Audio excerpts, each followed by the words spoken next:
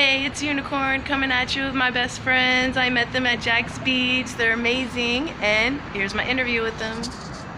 Oi. What's up? Tell us your street/train hopping names. Psycho Kitty 1000. Zombie. What's up? Why? What's up? So what got y'all into train riding in the first place? Well, I mean, riding free, dude. You know, like, you get to live your life, do what you want, be free, and just go with the flow, man. It's nothing but freedom. It's the best thing in the world, you know? Ride the rails, man. The highway to hell. Mm-hmm. So what's a little bit about your background that caused you to actually be the person you are today, that made you want to ride free and made you want to be who you are today? Growing up, I was always expected to be perfect. I went through some hardships with my parents. It's like, it was really tough. It was really devastating. And after a while, I got tired of it, and I started fighting back. I was like, I don't want to conform. Why should I have to conform? Why can't I just be me? Because I don't think there's anything wrong with me. You know, I think I'm fine. You know, but apparently, to my mother and my father, I was the devil because I wouldn't conform to their ways. So at 18 years old, when they finally didn't legally have to put up with me anymore, I dyed my hair black, got my first job. My mom screws up my job before me, gets me fired, and kicks me out of the house saying I'm the devil for dyeing my hair black. And instead of being sad about it, which I was a little bit sad and also a little scared to venture out into the world, but like, mostly I was just happy to be free and be free to do as I please and be who I am and not have to worry, you know, not have to be trapped anymore, you know? Namaste. So I started living free. You know, some people may think, oh, she's just a bum, she's on the streets. No, man, I'm not a bum. I'm free. I'm a free spirit. I'm a gypsy. I'm living the life, dude. Yes. I may not have a fancy house or car, dude, but I've got the sky. I've got the clouds. I've got the whole earth. The whole earth is my home, dude. Like, you sitting in what could be my bedroom right now, you know? I fucking love it out here, dude. There's nothing but the wide open spaces in the world, man. There's so much to see. Why waste our lives sitting in one place trying to be what people expect us to be? Well, there could be so much more to life, you know? Right. Sorry about that. I get a little passionate. Yeah, definitely. That's amazing. I love it. This is why I wanted to do an interview with you, dude. I've been hanging out with her for like a while now, and dude, she's been so inspiring. I love her. She's like, definitely, you have like the level of vibration that I have when it comes to thinking, and I love it. That's amazing. What made y'all decide to come to Florida? I was born and raised here. My sister's only 30 minutes down south in Green Cove Springs. She won't come up and see me. I've asked her 30 times. She won't even answer. But she told me to get a hold of her whenever I get here, and she'd help us out with some money, a place to stay. She did. I don't care. She's too rich for me anyways. But I mean, they live in like a 2-story house, and it's 2 houses basically. Man, the upstairs is a house, and the downstairs is a house. And her old man's a Navy SEAL, so we wouldn't get along too much anyway. I'm a Marine. Wow. Yeah. For me, it was just something new and something I've never seen before. I've heard about all the beauty there was in Florida. I'd never seen the ocean before in my life, and I was like, hell yeah, I gotta go, you know, because like, I'm the person that's got to know everything about everything and see everything there is, you know. I need more knowledge. I'm a knowledge machine, dude. I gotta eat it all up. So I was like, something new? Yes. Yeah. We were actually gonna go to Miami, but on the way here, just outside of Springfield, Missouri, we picked up this old lady that was in an oxygen tank. She needed somebody to watch her back, you know. So we said, all right, we'll watch her back. And we get to Jackson, Mississippi, and she puts us up for a night where she went to stay, you know. And she comes into the room in the middle of the night and steals her debit card where she gets a Social Security money. Direct express card, yeah. Wow. So, we get here, and we realize it's actually gone. We went through everything. Well, we got to Pensacola, and so it was like, fuck, man. So we're headed back, and then a truck driver brought us down here and said that he'd take us to Springfield on the 5th, but it didn't work out that way. Dang. He offered me money to mow his lawn and work on his house and stuff. When I got done mowing his lawn, I didn't get paid. His lawn was like taller than like the average human being. Yeah, it was like waist high. It was like a 2 or 3 day job just to do that. It was about waist high, and his whole yard hard was probably 2 of these parking lots, man. I did it with a push mower. Yeah. And he was going to give me $75, he said. But then he said, well, I'm going to pay you after you paint my house, so I can just pay you all at once. And I was like, no, you're not going to pay me. So he literally said that after all the work was done. I'm not paying you. Yeah. So I'm going to bed. He went to bed.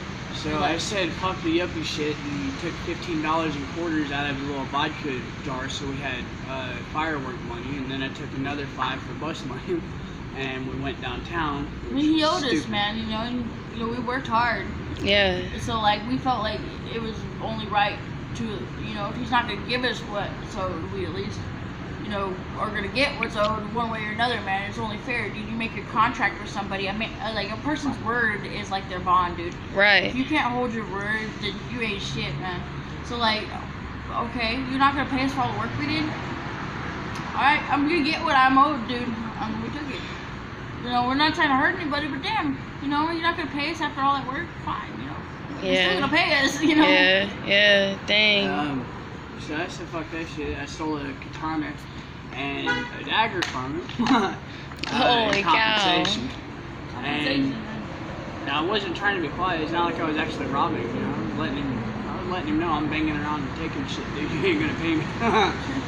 So I did. I mean, if it was a legal type situation with an actual contract, the courts would be on our side and make him give us the money anyway. If it was an actual situation like that. Yeah, you just don't have the money to go through the court system version of it. You're doing the rebellious way of it. Yeah. Basically, a little bit different. Money to sue him on it. That's fucked up. Yeah. But we just took the law into our own hands, and sometimes you got to do that, you know. What made me? Well, sometimes that creates killing too. Well, no, I don't. That's believe the hard in part killing. about it. I Yeah. don't believe in killing, but I do believe that what you give will come back to you. Yeah. Tenfold. If you treat somebody like shit, it's gonna come back to bite you in the ass.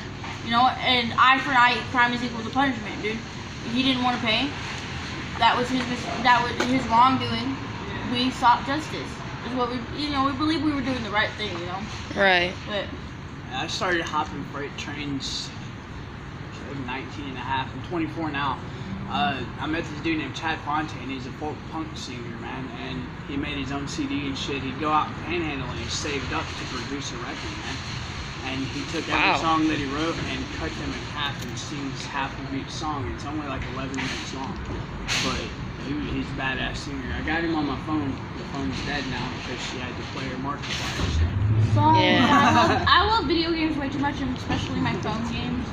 But I started doing it because he was like, man, it's fast and free and shit. I wouldn't do it for a while, but I hopped on one with him and I was fell in love with it. There's no other way to ride that's you can't stand up while you're driving a fucking car and hey, look at that. Wind in your hair, dude, and just like it's let loose, howl like a wolf at night on the train when the wind's flowing by, dude. Just have fun, go wild, dude. Yeah, you get to see shit that nobody else really gets to see, man. You go through these government tunnels that's government only, you know, trains and shit like that, man. And you get to see this beautiful pine tree shit that normal people ain't even gonna walk out to go see, man. It's fucking badass. You meet some really fucked up people. You meet some really cool people. Yeah. Like, I hadn't really ever hopped by myself, but in Castle Rock, Colorado, after I met her, she went to jail. We were walking on the interstate, and they finally activated the warrants in Colorado, and we're walking, and the state trooper pulls us over and fucking arrests us. So I hopped on a federal freight train. It had tanks and Humvees and all that shit. Holy cow. Underneath the Humvee, got stuck in a yard about a mile in, dude.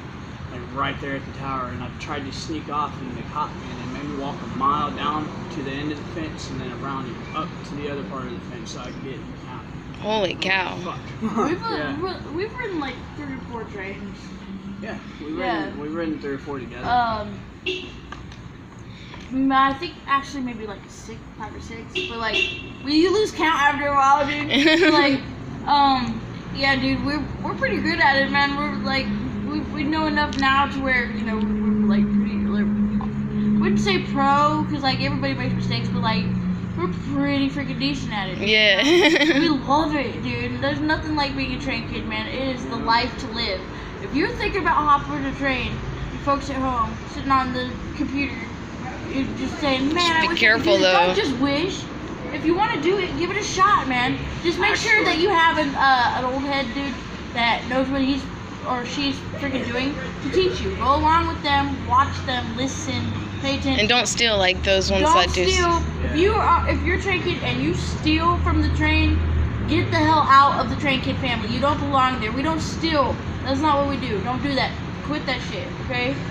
Like, I'm talking to you train kids that steal. Yeah. You're not a train kid if you steal. Go. You know? Well, don't steal from the railroad, though. That's retarded. Yeah, you're getting a ride from 'em. Respect your ride, man. Yeah, dead ass. Anything from the railroad, if you steal it, you're not gonna be able to trade it. You can't pawn it because they run the serial number and it comes back BNSF. What's the other? The one with the horse. That's Norfolk Southern, yeah. Norfolk Southern, man. Or there's also Union Pacific. CSX, all that. Yeah, you steal from any of those ones, especially. That's countrywide, not local shit. So. Yeah, some of it is like national, I think. Yeah, national. Because some of it goes up into like Canada and stuff. Oh yeah. Wow. Australia, I think. Wow. Intermodals. No, you can get a ride from Miami, Florida, all the way to LA if you catch the right one. If you're willing to stop and wait on them. Yeah. Stop. They'll go straight through. I mean, they'll break down trains, so sometimes you might wind up in Memphis, Tennessee when you're trying to get to, Albuquerque, New Mexico. But you'll make it eventually. Sometimes it's a gamble, man, but that's the fun of the ride, man. It's not about the destination, it's the ride, man. Yeah, dead ass. But I turned 18 and joined the Marine Corps. It was that or go to adult prison. So I joined the Marine Corps, did a year and a half, and fucked myself by selling weed to my brother internationally. I had a half ounce of Afghanistani Kush, AK-47. I had it in a box with some spices. Spices don't work. Don't try it. That dog fucking sniffed straight through it. And Wow. I didn't have it packed tight enough, something, I don't fucking know, but that dog started barking and going crazy on my box, so I was like, fuck, dude. And they offered me either a year in the brig and start out as an E1 again, or I can leave, dishonorable discharge, no benefits, and screw myself still. I should have went to Leavenworth because you get paid while you're in there, you still get paid. Huh. So, I fucked myself. But I would have never met her. If I was still in, I'd still be over doing frontline shit. Everything happens for a reason. That was my favorite shit in the world. Yeah. So, but it made me go a little crazy. So that's why I do it now, is because my whole life I was trained to do stuff. You're not trained to hop trains and be free. You do it to be free. You're not trained to do this shit. I was trained as a kid to be an assassin for the Aryan Brotherhood. That just went out to walk. They trained me to do a lot of shit, and I turned around and I'm like, I'm not gonna be racist. Yeah. I mean, I still don't get along with a lot of people, but that's not because of skin color. It's just me and stupidity don't get along. You know, I hate a lot of white people more than I hate anybody else. There's a lot of white people I hate. So my family don't like that. They kicked me out. But at the age of 11, we moved from Apopka, Florida to Arkansas, and that's when all my shit changed. I read the anarchist cookbooks, all 3 volumes, and I went into a federal courthouse at the age of 13 with a water bottle duct taped all black with a wick sticking out of it and said it was a bomb, and they needed to send me home from foster care. Dang. You know, they tased my ass, and about 5 fat-ass pigs, dude, just hopped on top of me. They said, how old are you? Are you American? And I was just like, fuck you, pigs. And they said, oh, you're just trying to impress the ladies. I was like, what ladies, man? I only see y'all. So I went for 5 years from 13 to 18 to a juvenile penitentiary. So my whole life I've been just restricted. You know, it's do this, hate this, eat this, piss here, shit here, shower at this time. The reason I like being a dirty kid, is because... I mean, it's not necessarily that I don't like taking showers, it's just, I was always forced to take a shower right now, we're told you have to shower because of this, or you have to go do the dishes because you're not gonna fucking eat, or something like that. So fuck that shit, dude. I don't do dishes. I get paper plates. If I mainly use my hands. I got a shirt for a fucking reason. I'll put it down if I have to. Yeah. Fucking somebody one time offered me a plate of potato salad, and I didn't have a plate, so I just used my hand. I was like, fuck it, dude, scoop it right here. Chad Fontaine, he gutted me in. Shout out to Denver, Colorado, by the way. Yeah. Boy. He gutted me in, man. Fucking put his skank around my face and everything, saying thank you because I saved his wife from being raped by this big old black heroin dealer. She left him though a week later for the same black heroin dealer because he had better drugs and money than he could get. So, and then she comes back a week after he overdoses and says, "Where's Chad?" And I'm like, "Fucking no, I'm dead." Wow. So, it's a pretty rad life, man. I like it. The only thing that sucks is don't get caught, and I don't suggest starting it. If you've never done it and it's not your lifestyle, don't do it. Because I mean, you will have weeks where you're sitting by the train yard and you ain't had nothing to eat but a couple sandwiches, fucking you're thirsty. If you're not really like, fit for it, dude. If you're not totally 100% for it, and you ain't got the patience or the drive, dude, don't do it. Tell us some of the harsh stuff that y'all went through. Just so we have like an idea of some of the things that are very dangerous. Last winter, we hopped a train with this dude named Jason. If a guy ever says, "Hey, let's go stay in an abandoned warehouse where at night you can't see this far in front of you," dude, don't do it. This motherfucker. Okay, hold on, pause.